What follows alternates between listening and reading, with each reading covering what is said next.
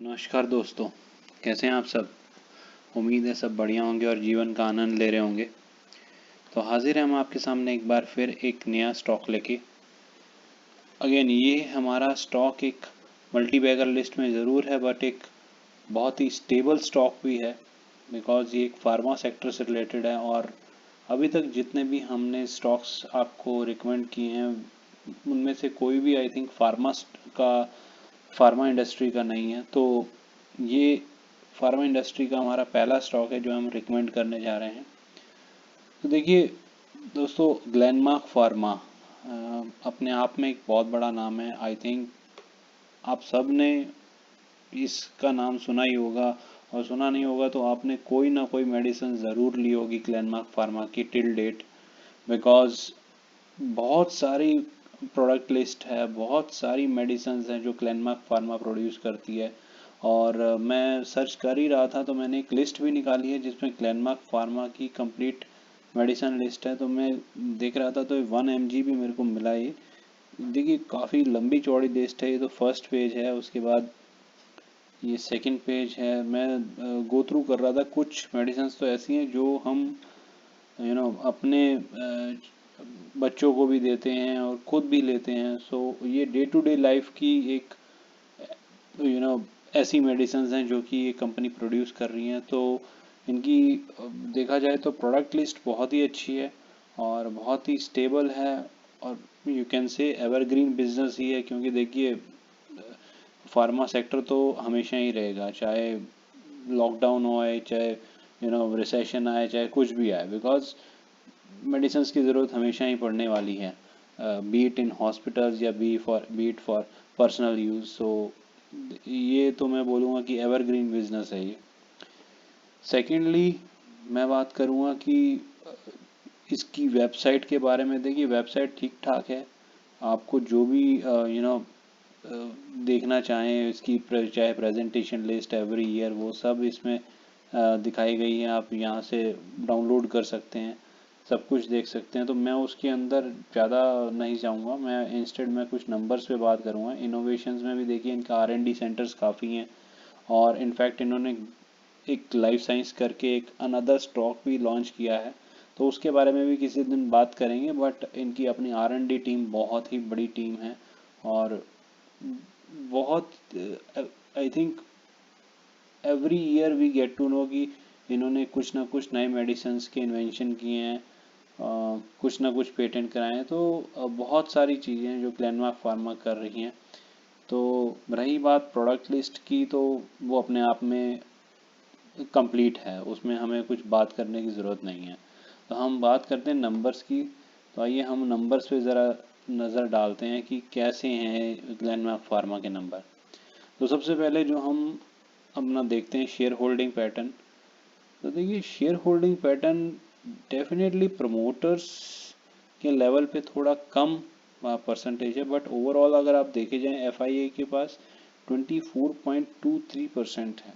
तो एक बहुत बड़ा जो स्टेक है वो FII ने उठा रखा है। एंड सेकेंडली DII ने भी लगभग 10.5% उठा रखा है। तो देखिए बहुत बड़ी चीज़ है कि FII और DII ने हैवीली इन्वेस्ट किया हुआ है शेयर में।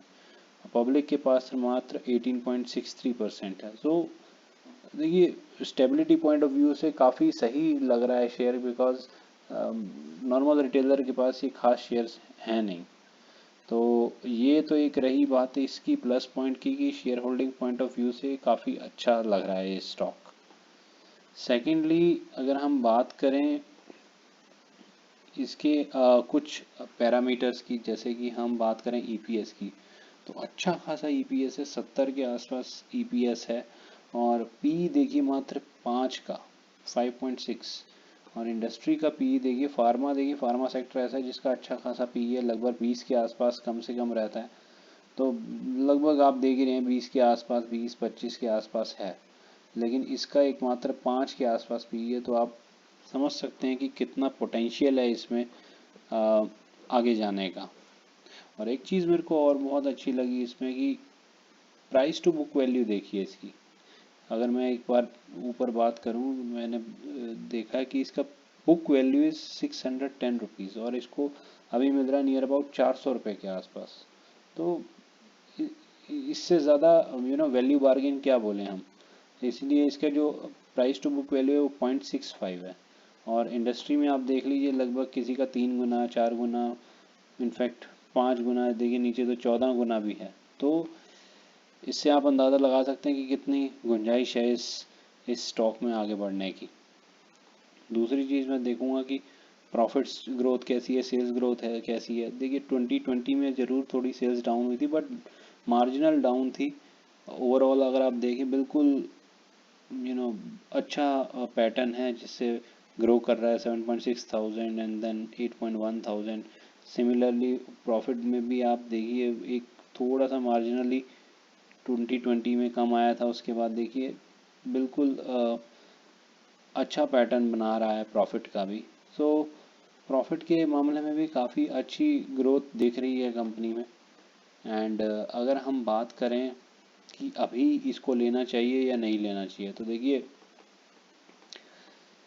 मैं अगर बात करूं लगभग 5 साल के पैटर्न की, तो इसका जो अगर हम बात करें 20 अगेन जब कोविड स्टार्ट हुआ था तो लगभग 200 के आसपास था। तो ऑल टाइम लो इसका 200 है, और अभी आपको मिल रहा है ये 400 के भाव में। तो और इन बिटवीन ये 680 नियर अबाउट 700 तक जा चुका है, 700 से वापस 400 आया। तो this is really a value bargain stock where आप बहुत ही अच्छा वैल्यू इन्वेस्टमेंट होगा इसमें। और देखिए ज़्यादा नीचे जाने की गुंजाइश नहीं है, अगर जाता भी है तो एवरेज कर सकते हैं। अच्छी कंपनी है, कुछ चीज़ें हैं जो मेरे को कमी लगी कंपनी में, बट उसको कंपनी कवर कर सकती है। देखिए इसमें मेरे को जो कमी लगी वो ये लगी कि डेट इनके ऊपर काफ़ी ज़्यादा है। 3,500 करोड़ का मार्केट कैप आपकी 11,000 करोड़ है, और डेट जो है लगभग 3,500 करोड़ का। तो काफ़ी अपने आप में एक काफ़ी हैवी डेट है। तो कंपनी को इसके बारे में थोड़ा देखना होगा, और ये ऑब्वियसली कंपनी भी सोच रही है कि कैसे कैसे इस डेट को रिड्यूस किया जाए। बट एज ऑफ नाउ ये एक पॉइंट ऑफ कंसिडरेशन है कि ये इतना बड़ा डेट है, इसको कैसे मैनेज करेगी कंपनी। और बाकी सब देखा जाए तो ओवरऑल सब ठीक है। और एक अच्छी चीज़ ये भी है कि इन्वेस्टर बैठे हुए हैं इसमें, नियर अबाउट 200 करोड़ की होल्डिंग लेके बैठे हैं आशीष धवन जी। तो 200 करोड़ अपने आप में एक बहुत बड़ा अमाउंट है। बीट एनी इन्वेस्टर, उन्होंने 200 करोड़ अगर इन्वेस्ट किए हैं तो कुछ सोच समझ के किए हैं। सो मैं ये नहीं कहूँगा कि उन्होंने इन्वेस्ट किए हैं तो आप भी करिए, but we have to think from that perspective कि अगर एक बड़ा इन्वेस्टर इन्वेस्ट कर रहा है, अगर 30-40 करोड़ होता तो मैं समझता ठीक है, दे आर प्लेइंग एक एक एक गेम लगा रहे हैं कि अगर हो सकता है बढ़ भी जाए, हो सकता है। बट अगर 200 करोड़ अगर कोई इन्वेस्ट कर रहा है तो दैट मीन्स उसने अच्छी तरह उसे स्टडी किया है, और तभी वो इन्वेस्ट कर रहा है। सो इसी के कारण मैं ये समझता हूँ कि काफ़ी अच्छा पोटेंशियल है इस स्टॉक में, और काफ़ी अच्छा ग्रो कर सकता है। अगर आप मेरे से पूछें कि क्या पोटेंशियल टारगेट होना चाहिए, देखिए 400 रुपये है, मैं बोलूँगा 1000 से कम तो मैं नहीं दूंगा इसका टारगेट, बिकॉज बहुत ही कंजर्वेटिव टारगेट है 1000 का इसमें। और देखिए आज की मार्केट में अगर मैं बात करूं तो बहुत ही वॉलेटाइल मार्केट है, कभी ऊपर जा रही है कभी नीचे जा रही है, कभी कोई कहता है रिसेशन आ रहा है, कभी कोई कहता है नहीं आ रहा। तो देखिए इस टाइम पे आपको बहुत ही सॉलिड फंडामेंटल स्टॉक्स को कंसिडर करना पड़ेगा, जो कि जिनमें नीचे जाने का जो मैं ये नहीं बोलूँगा पोटेंशियल भी है, बट जो नीचे जाने की गुंजाइश है वो बहुत कम रहे।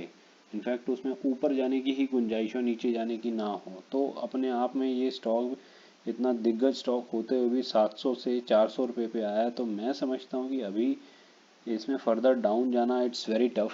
एंड अगर जाता भी है तो मैक्सिमम 10% से ज़्यादा मेरे को नहीं लगता कि ये नीचे जाएगा। और आप ऑब्वियसली इन्वेस्ट अपना पूरा फाइनेंशियल देख के आप खुद भी एवरीथिंग आप स्टडी करके ही इसमें इन्वेस्ट कीजिए, बिकॉज देखिए ये अल्टीमेटली आपने अपना पैसा लगाना है, और आपने अपना यू नो लॉन्ग टर्म के लिए इन्वेस्ट करना है। तो मैं ये डेफिनेटली कहूँगा कि जितने भी आप यूट्यूबर्स को सुनते हैं आप सुनिए, बट अल्टीमेटली आपको खुद स्टडी करके लगाना चाहिए, तभी वो एक सक्सेसफुल इन्वेस्ट आपकी तरफ से एक इन्वेस्टिंग स्ट्रेटजी होगी। अदरवाइज इट्स लाइक आपने किसी का सुन लिया और पैसे लगा दिए, so that is not a correct way of investing. So हम जो भी आपको बता रहे हैं आप सुनिए ज़रूर, आप सारा चीज़ें सुनिए जो भी हम बता रहे हैं, एंड आफ्टर दैट आप खुद भी रिसर्च कीजिए वेदर जो सामने वाले यूट्यूबर ने बताया वो सही भी है या सिर्फ ऐसे ही बोल दिया है। सो आपकी खुद की नॉलेज ही आपको नेक्स्ट लेवल तक ले जाएगी मार्केट में। सो इसी के साथ मैं आज अलविदा लेना चाहूँगा, और जल्दी हम कोशिश करेंगे और भी स्टॉक लाने की। तो जैसे जैसे हमें टाइम मिलता है हम कोशिश करते हैं लाने की। सो प्लीज़ शेयर कीजिए, सब्सक्राइब कीजिए, लाइक कीजिए, जिससे हमें मोटिवेशन मिले और हम अपनी फ्रीक्वेंसी बढ़ाएं। So thank you everyone, thanks a lot.